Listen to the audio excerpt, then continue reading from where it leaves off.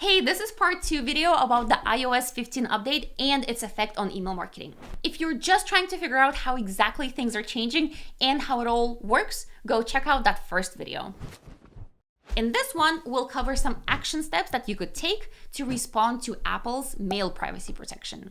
I'm Casey Luck with Luck & Co Agency, and let's take a look at some of the things that you should be doing in the post-iOS world.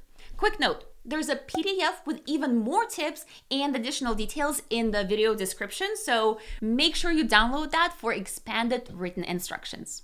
First, you need to redefine your engagement segments. If you've only been using opens to define engagement, you need to change that to clicks, site activity, and checkout activity. It's also a good idea to separate out non-Apple users on your list so you can continue gauging their engagement based on opens.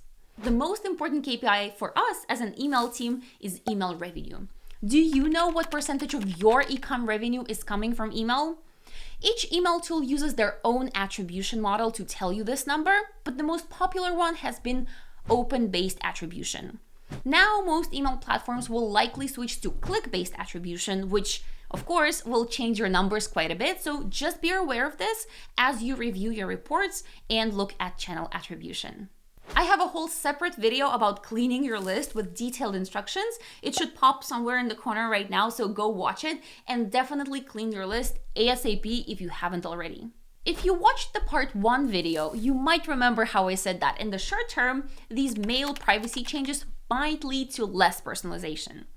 Well, in the ideal world, in the long term, companies will adapt by collecting more shopper data at the time of email opt-in, which will make emails more personalized. And you can actually start doing that now with multi-step forms. More and more tools now offer multi-step forms, and we're showing an example of one on the screen. With multi-step forms, you collect email in step 1, and then you collect other data like phone number, shopping preferences, skin type, and anything you can imagine in steps 2, 3, and 4. Hey, if you're enjoying this video, please click that thumbs up icon and subscribe to the channel. It's super important for me and my team, and your appreciation goes a long way. If you haven't already, start collecting phone numbers and invest in SMS marketing. Funny enough, you can't track open rates on SMS either, but you and I both know that most people tend to open all of their text messages. The click rate with SMS is around 20 to 30%, which is night and day when you compare that to 1 to 3% email click rate.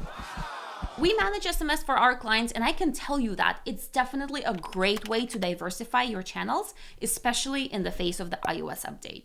Rethink your subject line and send time A/B tests.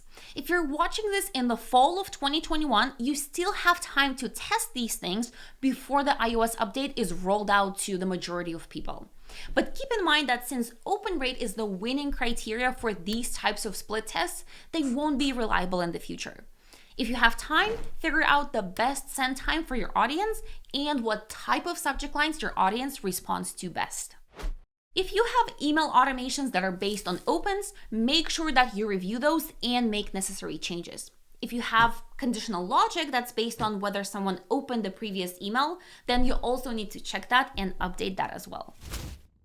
Well, this wraps it up for this video. If you've learned something new, please like the video and subscribe to the channel.